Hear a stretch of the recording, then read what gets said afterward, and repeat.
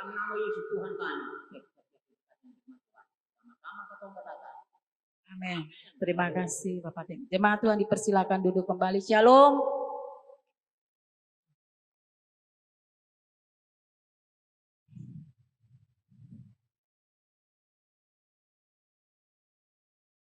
Bapak Ibu kekasih jemaat Tuhan. Mari kita lihat firman Tuhan. Kita masih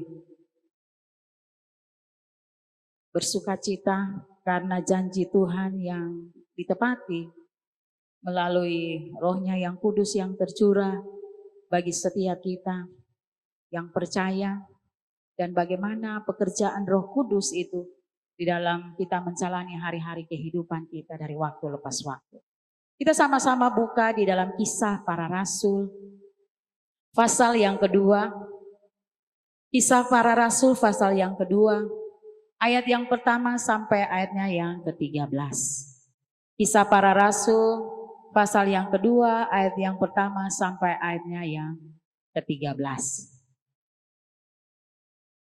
Mari kalau semua sudah dapat, kita sangat senang kalau kita bisa membaca firman Tuhan ini bersama-sama. Beta baca ayat yang ganjil, Bapak Ibu jemaat kasih Tuhan, baca ayat yang genap, kita akan berbalasan sampai selesai. Demikian firman Tuhan. Pentakosta. Ketika tiba hari Pentakosta, semua orang percaya berkumpul di satu tempat.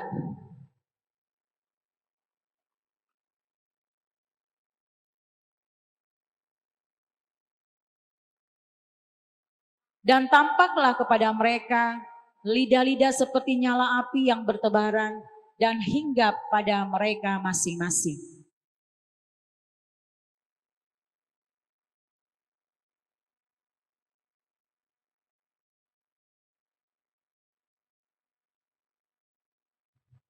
Waktu itu di Yerusalem diam orang-orang Yahudi yang saleh dari segala bangsa di bawah kolong langit.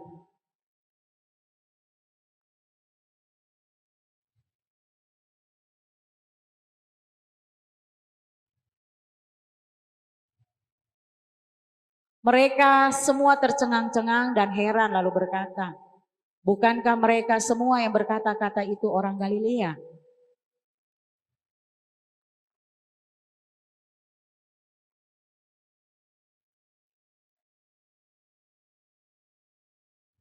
Kita orang Parsia, Media, Elam, penduduk Mesopotamia, Yudea dan Kapadokia, Pontus dan Asia.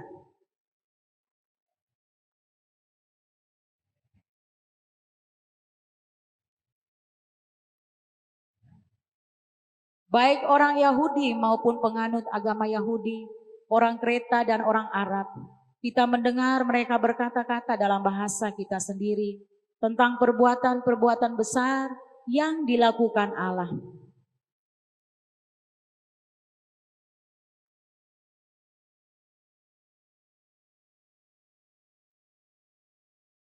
Tetapi orang lain menyindir mereka sedang mabuk oleh anggur manis. Amin. Pembacaan firman Tuhan ini luar biasa. Ketika kita merenungkan Yesus terangkat naik ke surga dan dia meninggalkan Roh-Nya yang seperti yang dia janjikan, yang akan menyertai murid-muridnya pada saat itu.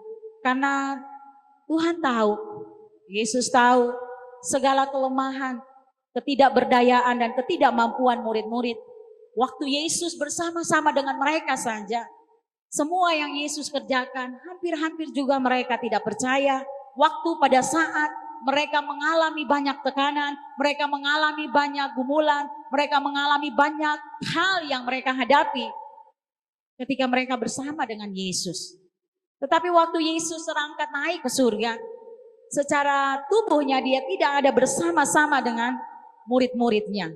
Dia tahu apa yang akan terjadi dengan murid-muridnya dalam perjalanan kehidupan mereka.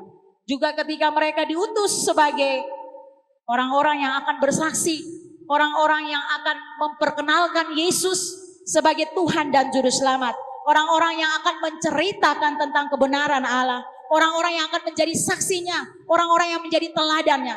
Berarti kita percaya bahwa murid-murid bersama dengan Yesus ada begitu banyak tekanan. Apatah lagi Yesus tidak ada bersama-sama dengan mereka. Sebab itu Yesus menjanjikan penghibur itu, penolong itu, yaitu Dia sendiri, Allah sendiri, untuk menyertai murid-muridnya pada saat itu. Ketika kita lihat bahwa murid-murid sedang berkumpul, kita memperhatikan firman Tuhan ini, bahwa tiba-tiba turunlah dari langit suatu bunyi seperti tiupan angin keras yang memenuhi seluruh rumah di mana mereka duduk.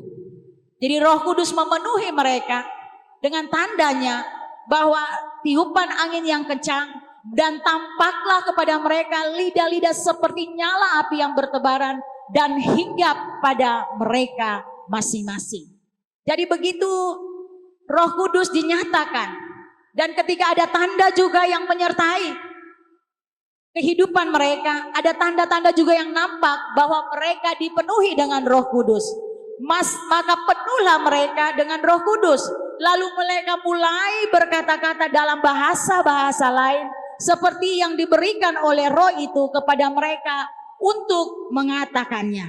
Satu hal yang luar biasa ketika kita memperhatikan firman Tuhan, kita jangan salah bahwa ketika kita lihat bahwa maka penuhlah mereka dengan Roh Kudus, lalu mereka mulai berkata-kata dalam bahasa-bahasa lain seperti yang diberikan oleh Roh itu kepada mereka untuk mengatakannya. Jadi ketika kita memperhatikan bahwa Roh Kudus itu, bahwa Roh Tuhan itu waktu ada di tengah-tengah kehidupan murid-muridnya, waktu memenuhi murid-muridnya, mereka tidak dijadwalkan menurut kehendak mereka. Roh Kudus tidak diatur oleh kita untuk memenuhi murid-murid. Tetapi bagaimana ketika mereka menantikan Tuhan, mereka juga tidak tahu saatnya kapan. Kalau kita memperhatikan firman Tuhan, mereka cuma berkumpul. Rasul-rasul menanti di satu tempat. Tapi datangnya kapan itu mereka tidak tahu.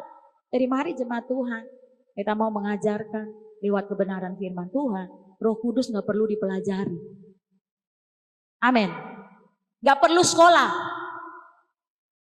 Banyak orang mau sekolah ikut Roh Kudus supaya mereka bisa berkata-kata dalam bahasa roh, bahasa asing, supaya mereka kelihatan rohani bahwa mereka intim dengan Tuhan. Tidak. Tapi perhatikan, tampaklah kepada mereka lidah-lidah seperti nyala api yang bertebaran dan hingga pada mereka masing-masing. Maka penuhlah mereka dengan Roh Kudus. Lalu mereka mulai berkata-kata dalam bahasa-bahasa lain seperti yang diberikan oleh Roh itu kepada mereka untuk mengatakannya. Roh yang memberikan kepada mereka murid-murid untuk mengatakannya. Berarti kita tidak bisa mengatur apa yang akan kita perkatakan. Ada amin. Jadi bukan bahasa yang harus kita atur. Kita harus sekolah bagaimana mengucapkannya. Roh Kudus sanggup melakukan apapun. Perhatikan firman Tuhan. Seringkali kita dalam pengertian kita yang terbatas ini, seringkali kita dalam pengertian kita yang mau sama seperti orang lain, mau kelihatan rohani, mau mengatakan kepada dunia bahwa kita intim dengan Tuhan, ditandai dengan bahasa roh. Itu tanda, tapi bukan satu-satunya pekerjaan Roh Kudus dikerjakan seperti itu. Ada banyak tanda yang menyertai orang percaya. Ada amin? Kalau kita terima dan kita berbahasa roh, terima kasih. Tapi kita tidak lebih baik dari orang lain. Karena firman Tuhan dia bilang apa? Masing-masing mereka maka penuhlah mereka dengan Roh Kudus, lalu mereka mulai berkata-kata dalam bahasa lain seperti yang diberikan oleh Roh itu kepada mereka untuk mengatakannya. Jadi bukan kemauan kita sendiri, kita tidak bisa atur Roh Kudus, kita tidak bisa atur Tuhan. Tuhan yang mengatur kita, Roh itu juga yang memimpin kita, Roh itu juga yang mengatur langkah kehidupan kita di dalam kebenarannya. Ada amin. Jadi kita mau katakan bagi jemaat Tuhan, jangan kita sesat. Banyak orang bilang mari kita pergi sekolah, ada sekolah Roh Kudus. Ada kelas roh supaya kita bisa berbahasa roh. Padahal firman Tuhan dia bilang apa? Mereka mulai berkata-kata dalam bahasa-bahasa lain seperti yang diberikan oleh roh kepada mereka untuk mengatakannya. Jadi kita nggak bisa atur bahasa apa yang kita pakai. Kita nggak bisa atur bagaimana Roh Kudus, lalu kita harus sama dan seragam. Kalau Tuhan kasih seragam, puji Tuhan.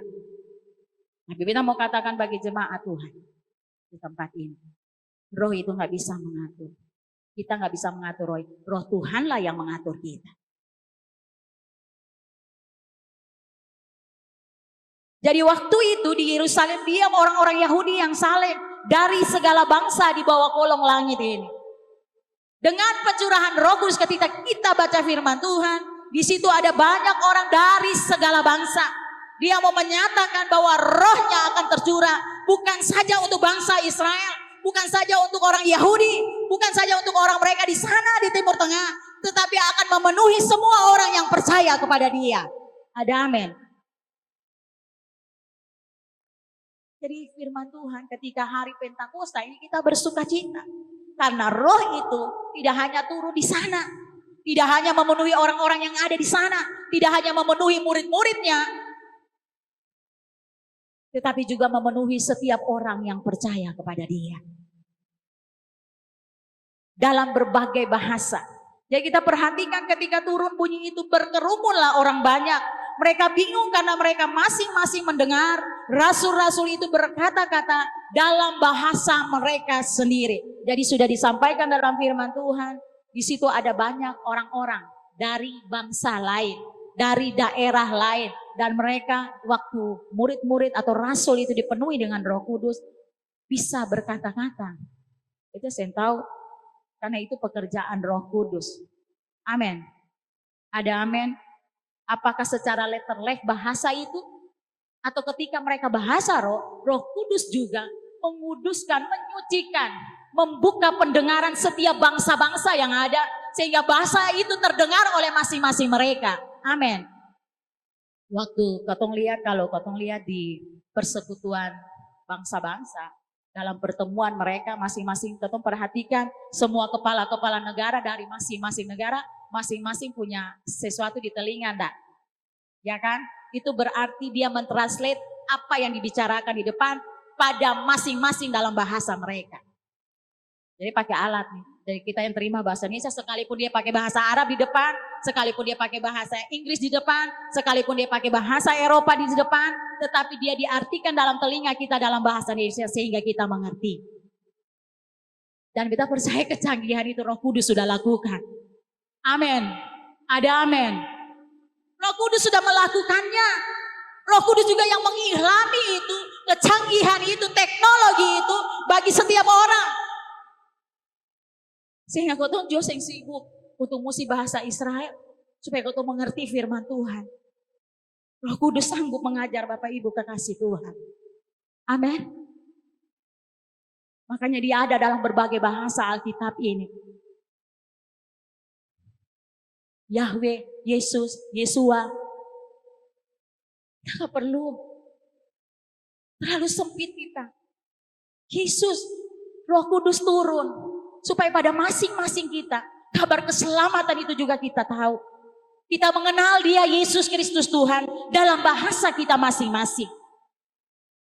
Jadi waktu pencurahan Roh Kudus ini membuktikan bahwa Roh Kudus sanggup melakukan banyak perkara, sanggup menghadirkan di dalam Kristus di tengah-tengah kehidupan umat yang percaya, sehingga kita boleh mengenal Dia. Hebatnya Tuhan kita, amin. Dia gak pernah bikin kita susah. Sehingga kalau kau belajar bahasa itu susah. Dia depo. Kalau kau lihat orang lain, orang sebelah, dia akan pun tulisan satu Tuhan. Jangankan dia pun tulisan, yang huruf A yang menurut kau pun abjadnya saja. Ada banyak orang juga belum buta huruf banyak ini. Lalu bagaimana kita bisa mengenal Dia?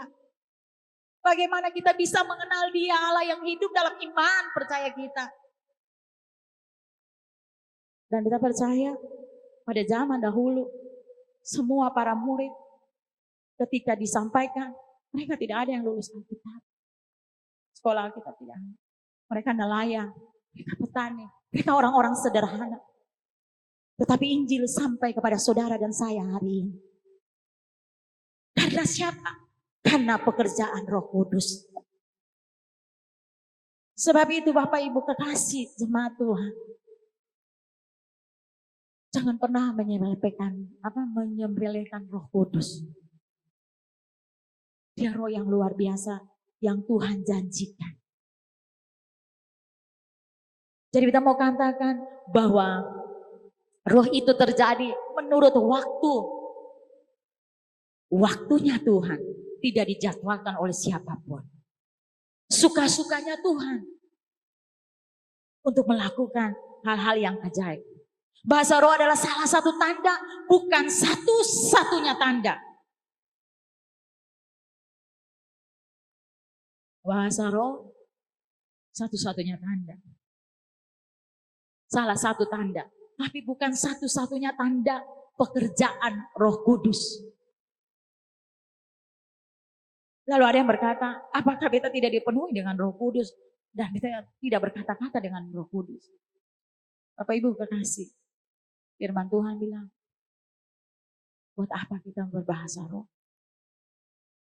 Kalau hidup kita tidak menghasilkan buah-buah kebenaran itu. Amin. Di dalam gereja sikir raba sampai di luar sana. Bawang putih, bawang merah, marah orang, iri hati dan sebagainya. 2 jam saja yang neces. Pada roh itu bilang katakan dia menyertai engkau sampai kepada kesudahan alam. Jadi dalam setiap langkah kehidupan kita, Roh Kudus penolong itu, penghibur itu, dia selalu ada dalam kehidupan kita. Dia juga yang menjadi guru kita. Dia akan mengajarkan, dia akan membukakan rahasia kebenaran firman Tuhan ini di dalam kehidupan kita. Sehingga buat kita mengerti, sehingga buat kita lebih mengenal lagi Allah di dalam Yesus Kristus yang kita terima sebagai Tuhan dan Juru Selamat. Sebagai Raja yang kita kenal dia, sebagai Raja di atas segala Raja, Tuhan di atas segala Tuhan. Dia bukan saja sebagai Juru Selamat kita, tetapi dia Raja, dia Tuhan. Artinya dia juga yang mengatur langkah-langkah kehidupan kita. Jadi yang paling penting adalah apa? Kita menghasilkan buah-buah kebenaran itu dalam kehidupan kita. Jadi tanda yang membuktikan bahwa Roh Kudus itu ada di dalam kita. Kita menghasilkan buah-buah kebenaran dalam hidup kita. Coba melihat di dalam Galatia itu, buah-buah roh itu.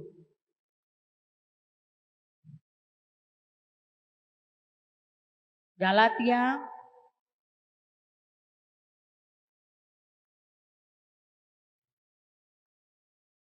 pasal 5 ayat yang ke-22. Dia katakan ini, tetapi buah roh ialah kasih,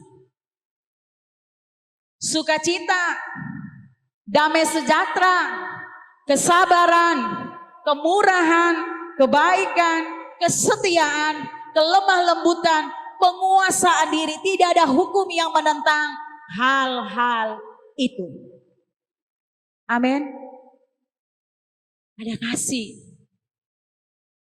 Ketika Roh Kudus dicurahkan, waktu hari Pentakosta itu terjadi, ada perubahan yang besar atas kehidupan para rasul, muridnya, atas kehidupan orang yang percaya kepada dia pada saat itu. Bagaimana cara hidup jemaat yang pertama? Karena kasih itu buah roh salah satunya. Tandanya kasih itu cukup luar biasa dalam kehidupan orang percaya. Karena kasih akan Kristus. Makanya kita bertekun. Di situ dia katakan mereka bertekun, bersatu, sehati. Mereka berkumpul tiap-tiap hari. Jadi kalau kotong ada jadwal pelayanan atau ibadah selama 1 minggu, ya itu memang karena sudah ada cara hidup jemaat yang pertama. Amin. Oh bukan karena itu organisasi gereja tepuk tangan jadi memang 1 minggu dong ibadah. No. Jadi ada pelayanan pria, ada pelayanan wanita, ada pemuda, ada remaja, ada sekolah minggu, ada tim doa. Mereka bertekun dan sehati, berkumpul tiap-tiap hari dalam bait Allah. Mereka memecahkan roti di rumah masing-masing secara bergilir. Jadi waktu ada roster bukan karena program gereja. Ada amin. Tapi itu cara hidup orang percaya. Ada amin. Makanya iblis dia pada akhir zaman ini, dia berusaha begitu luar biasa. Kalau bisa kau cuma bertatap muka lewat udara saja. Lewat HP saja. Tapi mari lihat waktu Roh Kudus dicurahkan. Awal Roh Kudus itu dicurahkan, kasih mereka bertambah. Firman Tuhan dia bilang apa? Bahwa roh ialah kasih, sukacita. Jadi ada sukacita setiap saat. Ada kasih setiap saat, ada sukacita. Ada terjadi perubahan yang besar ketika Roh Kudus tercurah.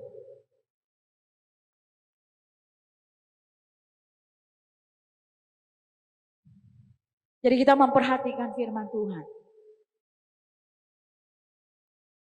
Jadi kita percaya waktu Roh Kudus dicurahkan, hidup kita bukan hidup yang biasa-biasa lagi.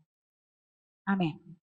Roh Kudus itu dicurahkan bukan untuk kita gagah-gagahan supaya orang lain bilang kita hebat.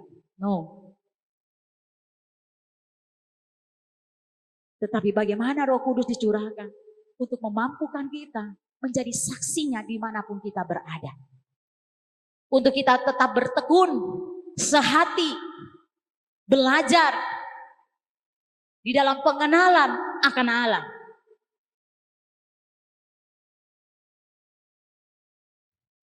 Lalu kita juga memperhatikan ketika hari Pentakosta itu terjadi, ada orang yang tercengang-cengang. Lihat sini nih, ada dua tipe orang.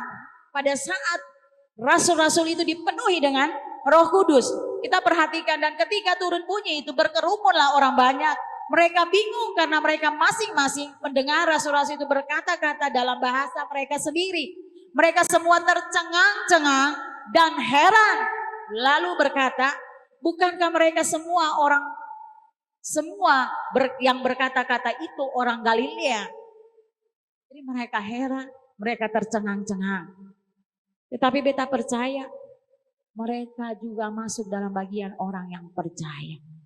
Pada saat Roh Kudus dicurahkan, pada saat tanda-tanda itu dinyatakan, banyak orang percaya. Karena di situ dikatakan,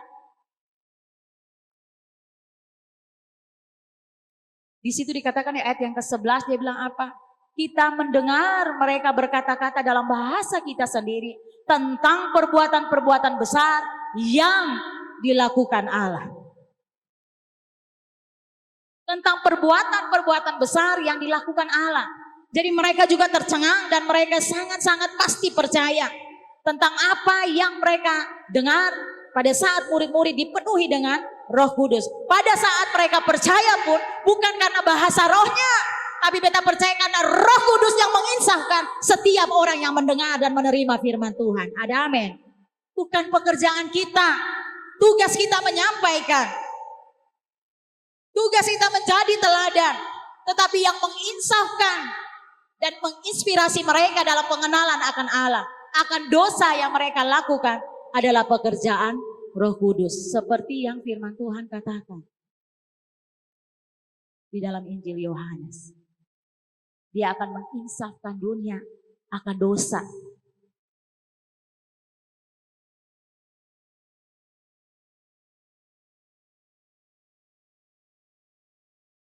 Jadi ada orang-orang yang tercengang, mereka tercengang-cengang dan heran. Tapi kita percaya Roh Kudus melakukan bagiannya dan mereka percaya. Karena pada saat itu, ketika orang banyak itu, lalu dengan luar biasanya, dengan keberanian. Tadinya kan waktu Yesus mati, waktu Yesus terangkat ke surga, mereka juga belum berani untuk menyampaikan kabar itu, untuk menyampaikan fakta dan kebenaran bahwa Yesus mati. Dan pada hari yang ketiga dia bangkit, mereka tidak berani. Tapi waktu mereka dipenuhi dengan Roh Kudus, Waktu mereka menerima Roh Kudus itu hidup di dalam kehidupan mereka. Dan roh itu yang menuntun mereka. Roh itu juga yang berkata-kata di dalam mereka. Roh itu juga yang memberikan keberanian di dalam mereka. Sampai Petrus boleh berkhotbah. Dan 3.000 orang memberikan dirinya bagi Kristus. Amin. Bukan karena Petrusnya. Tapi kita percaya karena roh yang Tuhan curahkan bagi semua orang yang menerima kebenaran itu.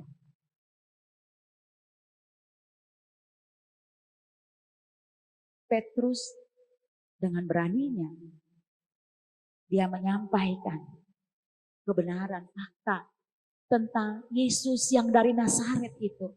Yesus yang orang Israel salibkan itu. Dia berani memberikan fakta itu.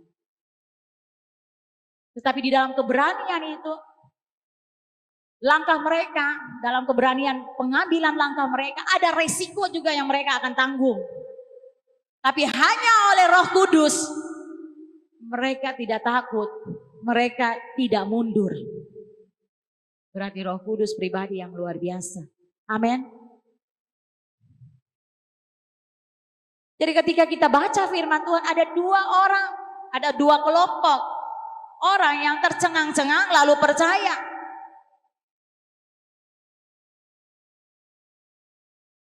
Tetapi ada juga bagian orang yang menyindir, mereka sedang mabuk. Jadi mereka tidak percaya.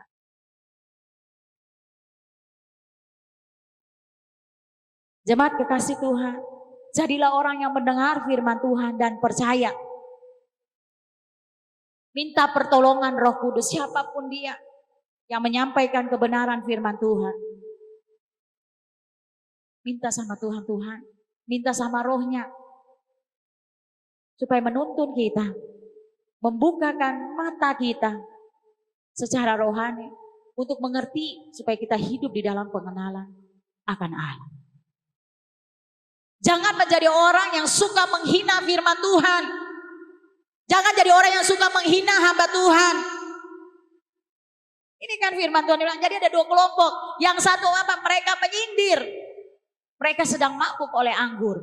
Mereka tidak menerima. Sampai perkataan keluar, berarti mereka tidak percaya. Tidak mungkin.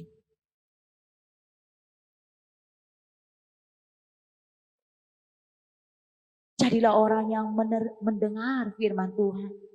Dan membiarkan Roh Kudus menolong untuk mengubahkan hidup kita. Roh Kudus membawa hidup kita fokus. Ketika Roh Kudus tercurah, dia tinggal di dalam kita. Dia membuat hidup kita fokus kepada apa yang kita punya pengharapan itu. Apa yang menjadi tujuan hidup kita.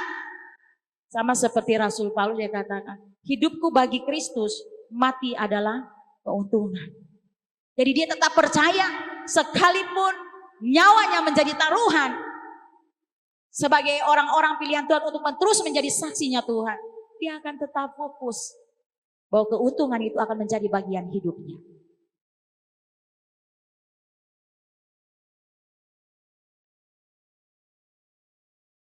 Roh Kudus diberikan kepada kita sebagai manusia. Untuk apa? Menjadikan kita manusia baru. Rasul-rasul ini juga, mereka mengiringi Kristus sepanjang hidup mereka. Tetapi mereka masih jadi manusia lama. Pada saat Roh Kudus dicurahkan, mereka menjadi manusia yang baru. Sekalipun Yesus tidak ada bersama-sama dengan mereka, tetapi rohnya yang dicurahkan itu ditinggalkan bagi murid-muridnya yang diam di dalam kehidupan mereka. Mereka dengan penuh keberanian menyaksikan, mewartakan tentang kabar kebenaran itu, menjadi saksinya Tuhan. Sekalipun ada banyak ancaman. Bahkan lebih daripada itu, tanda-tanda yang ajaib kata firman Tuhan, katakan. Mereka akan menumpangkan tangan atas orang sakit dan orang sakit akan menjadi sembuh dan sebagainya. Bukan saja murid-murid, tetapi bagi setiap yang percaya. Amin. Ada amin.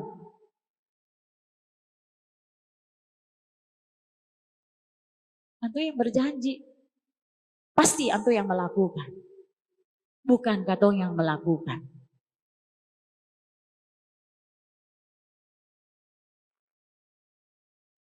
Dan janji itu ketong bersuka cita. Karena janji itu memenuhi seluruh tergenapi dalam ketong punya kehidupan. Sebagai orang yang percaya. Ketong perhatikan di dalam Yehezkel.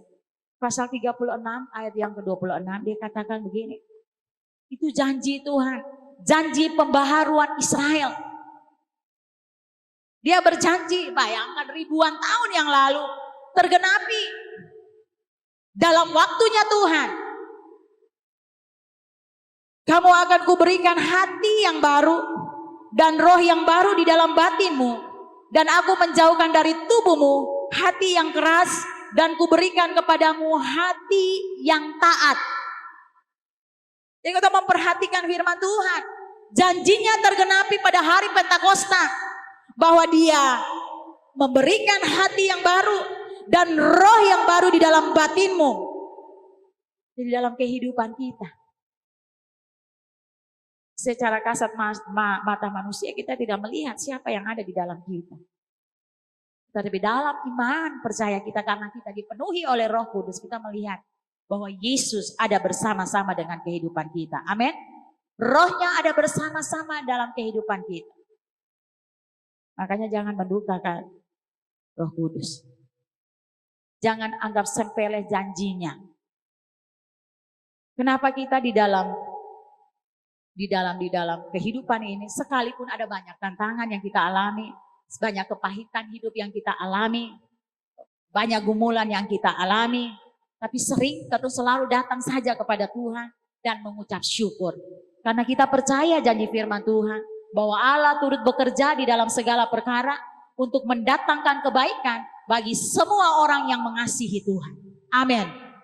Berarti kita datang ke tempat ini mau dalam mengalami duka cita, dan mengalami tekanan, mau mengalami kesengsaraan, mau mengalami penindasan dan sebagainya. Kita tetap mengucap syukur karena kita percaya kita tidak pernah sendirian. Kita ada bersama-sama dengan Tuhan dan Dia turut bekerja. Ada amin.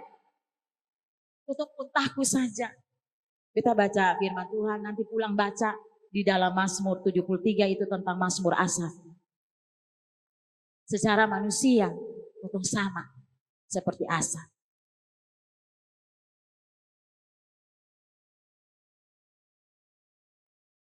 Tetapi waktu ketong ada, masuk dalam baitnya. Roh Kudus membawa kita di dalam pengenalan akan Allah. Kita dibuat mengerti bahwa kita tidak pernah sendirian. Ada Allah bersama-sama dengan kita. Dan janji pemulihan itu, janji pembaharuan itu, dia tergenapi dengan hari Pentakosta. Kamu akan dikuberikan hati yang baru dan roh yang baru di dalam batinmu. Aku akan menjauhkan dari tubuhmu hati yang keras dan kuberikan kepadamu hati yang taat. Rohku akan kuberikan diam di dalam batinmu dan aku membuat kamu hidup menurut segala ketetapanku dan tetap berpegang pada peraturan-peraturanku dan melakukannya. Amin. Ada amin. Pentakosta menggenapi apa yang Yehezkel nubuatkan. Tentang janji Tuhan. Tentang dia bilang karena rohku akan kuberikan diam di dalam batinmu. Dalam kehidupan saudara dan saya. Dia bilang kata diam di dalam satu gereja, gereja. No. Tetapi dia bilang aku akan memberikan rohku diam di dalam batinmu. Di dalam batin saudara dan saya. Jadi pribadi lepas pribadi. Berarti kita bukan orang yang biasa-biasa saja. Itu orang-orang yang Tuhan pakai. Untuk apa? Kata firman. Bukan untuk gagah-gagahan kata firman Tuhan. Tetapi firman Tuhan katakan, rohku akan kuberikan diam di dalam batinmu dan aku akan membuat kamu hidup menurut segala ketetapanku dan tetap berpegang pada peraturan-peraturanku dan melakukannya. Sebab itu firman Tuhan bilang berbahagialah. Biasa kalau di gereja baca habis firman Tuhan biasa pendetanya bilang begini, berbahagialah setiap orang yang mendengarkan firman Tuhan dan merenungkan dan melakukannya dalam kehidupannya dari hari lepas hari. Itu bukan sesuatu hafalan, tetapi dia mengingatkan kita Kita tidak hanya mendengar, kita tidak hanya merenungkan, tetapi kita harus melakukannya. Ada amin. Roh Kudus tahu kita tidak akan sanggup melakukan. Saudara dan saya, kita ada hari ini. Siapa di sini yang saya ada pernah mengalami duka cita? Siapa di sini tidak pernah mengalami tantangan hidup? Angkat tangan. Semua mengalami tantangan hidup. Tapi kalau kotong ada hari ini, semua karena Roh Kudus. Amin. Semua karena Tuhan. Semua karena Tuhan. Kotong ada hari ini. Semua karena rohnya yang dia janjikan itu diam di dalam batin kita masing-masing.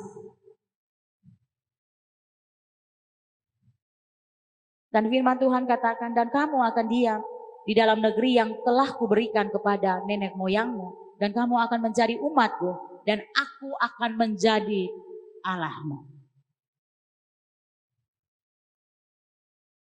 Itu janjinya.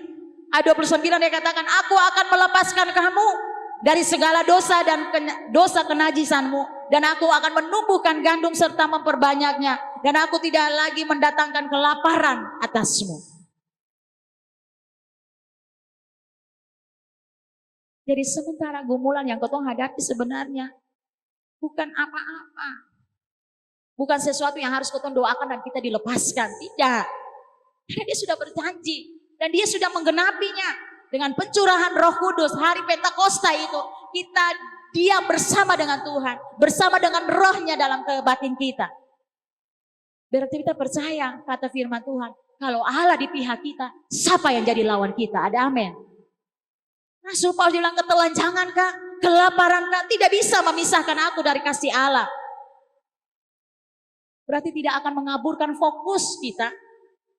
Jadi waktu senang saja kita datang ke gereja, atau waktu senang saja kita menyembah Tuhan, waktu senang saja kita melakukan firman-Nya. No, kita fokus kepada Tuhan. Apapun tantangan hidup kita, kita tetap duduk dan diam di bawah kakinya. Kita tetap melakukan ketetapannya. Makanya selalu ada kata-kata bijak. Kalau engkau menjadi orang baik, tetaplah menjadi orang baik, walaupun sekelilingmu tidak baik. Karena memang engkau diciptakan menjadi orang-orang yang luar biasa. Amin. Jangan pernah mengubahkan itu. Kalau memang dia culas, tinggalkan dia culas. Engkau tidak perlu jadi culas seperti dia. Amin. Makanya Allah bilang, jangan balas kejahatan dengan kejahatan. Berdoalah bagi musuhmu. Lalu yang memampukan itu siapa? Tentu saya bisa mengandalkan ketompong kekuatan. Roh Kudus yang diam di dalam kami. Roh Kudus yang diam di dalam saudara dan saya. Dia yang memampukan kita untuk melakukannya. Dia tahu tekanan, dia tahu gumulan yang akan kita hadapi.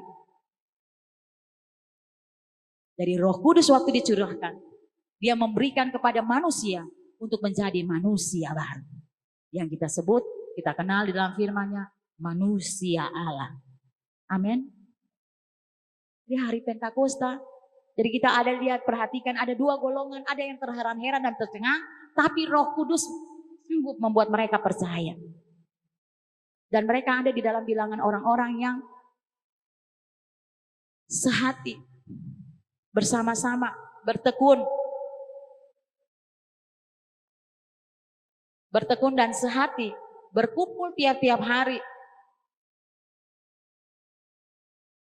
Mereka memecahkan roti di rumah masing-masing secara bergilir.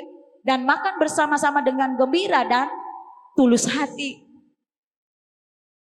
Sambil memuji Allah. Jadi kalau berkumpul, mari kita memuji Allah. Amin. Sambil memuji Allah. Kalau Roh Kudus diam di dalam kita, kita selalu berkumpul untuk memuji Allah. Untuk menceritakan tentang kebaikan, kehebatan, kedahsyatan Tuhan. Sebab di firman Tuhan dia katakan ini, kita mendengar mereka berkata-kata dalam bahasa kita sendiri tentang perbuatan-perbuatan Allah yang besar. Jadi kalau belajar, tidak cerita kekurangan orang lain. Tidak cerita kejelekan orang lain. Ketika Roh Kudus dicurahkan. Ada amin. Tuhan juga kasih kepada kita roh yang bisa membedakan roh. Jadi kalau Tuhan cari tahu orang langsung ketetek, itu bukan Roh Kudus. Itu Roh Kudus. tengking dia pi keluar. Gak perlu diajar, gak perlu diingatkan. Tapi Roh Kudus yang dia di dalam kita, kita bisa menyadarkan kita. Amin.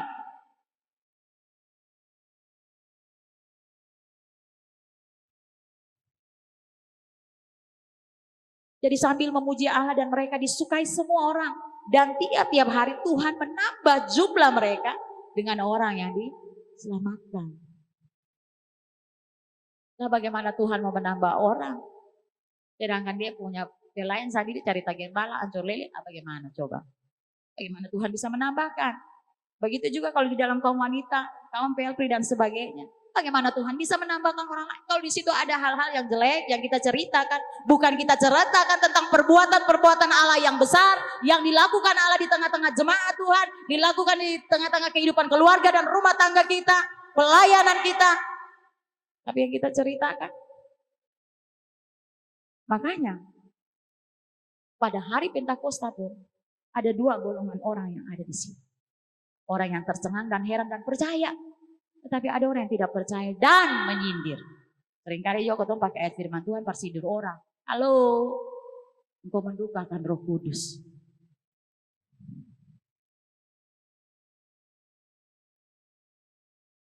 Seringkali itu yang terjadi. Tapi mari hari Pentakosta ini, waktu kita memperhatikan, kita baca, kita renungkan.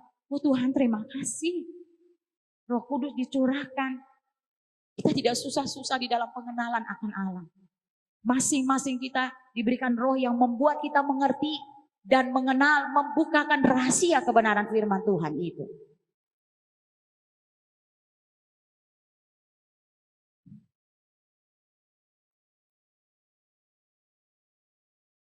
Jadi ketika kita memperhatikan firman Tuhan, waktu pada hari Pentakosta itu, memampukan mereka, para murid Tuhan, bersaksi bagi nama Kristus, untuk memberikan mereka juga keberanian, memilih orang-orang tertentu untuk tugasnya. Jadi saudara dan saya juga masuk dalam bilangan orang tertentu, menjadi orang yang percaya untuk menjadi saksinya. Ada amin. Kan firman Tuhan bilang begini, bukan aku. Akulah yang memilih kamu. Bukan kau yang pilih. Tuhan yang pilih. Apakah kita memilih untuk ketong ada di dalam keluarga Karmesa? Kan atau kita memilih kita di mata rumah Kembau? Tidak pernah kita tahu. Tapi kalau kita ada, Tuhan memilih kita. Untuk apa? Untuk menjadi saksinya. Dia juga yang akan memimpin utusannya dalam pelayanan apapun yang kita kerjakan. Dalam pelayanan misi kita untuk memenangkan setiap orang datang bagi Kristus. Untuk memperkenalkan Kristus bagi setiap orang. Roh Kudus ini Roh Kudus yang luar biasa. Dia berkarya di dalam jemaat Tuhan. Dia juga menguatkan para murid. Termasuk saudara dan saya. Sehingga kita setia, kita teguh, dan rela berkorban. Amin. Kalau kita perhatikan kisah para rasul, kita lihat waktu Stefanus dibunuh. Kalau dia dipenuh dengan Roh Kudus, dia ada dalam keputusasaan. Tetapi karena dia penuh dengan Roh, firman Tuhan bilang, tetapi Stefanus yang penuh dengan Roh Kudus menatap ke langit, lalu melihat kemuliaan Allah dan Yesus berdiri di sebelah kanan Allah.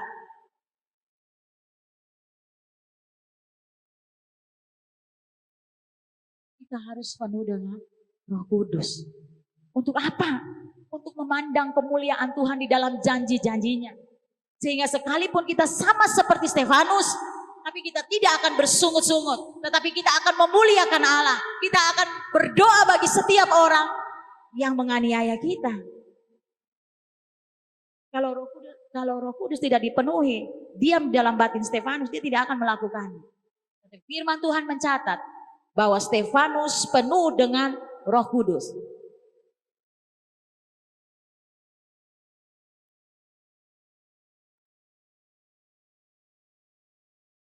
Bahkan Stefanus bilang apa? Jangan tangguhkan dosa ini kepada mereka.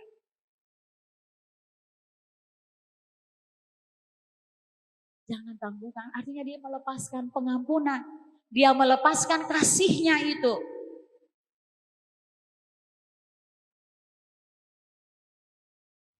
Dia melepaskan, dia menunjukkan damai sejahtera yang melingkupi kehidupannya.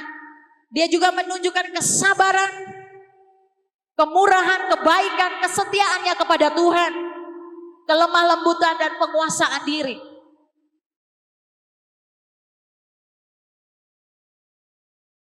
Jadi ini buah-buah roh. Jadi kita mau bilang, berbahasa roh salah satu tanda. Tapi itu bukan satu-satunya pekerjaan Roh Kudus yang diterima oleh setiap orang yang percaya. Amin.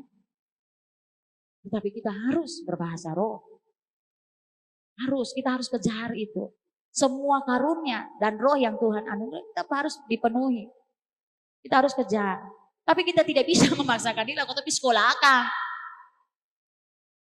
Makanya kita jaga bingung juga kata-kata, Ibu mari ikut kelas sekolah bahasa roh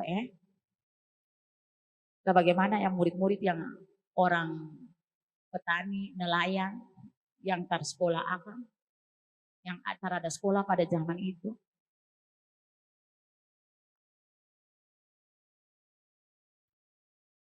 Pada Roh Kudus itu menolong kita, amin. Seperti yang firman Tuhan yang minggu-minggu kemarin kita dengar. Bagaimana pekerjaan penghibur itu? Bagaimana pekerjaan Allah itu? Rohnya. Roh Kudus siapa sih? Roh Kudus itu Allah sendiri. Roh Kudus siapa sih? Itu Kristus sendiri. Yang diam di dalam saudara dan saya.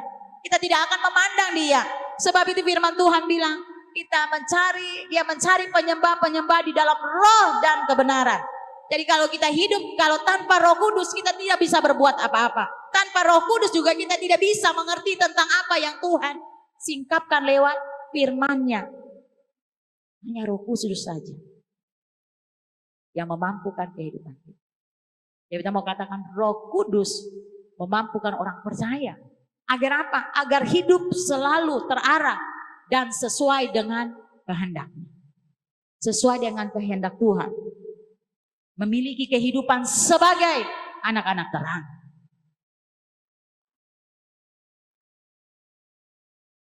Dengan demikian, seorang yang dipenuhi oleh Roh Kudus memiliki ciri-ciri yang terlihat dengan jelas dari sikap, karakter, dan prinsip hidup.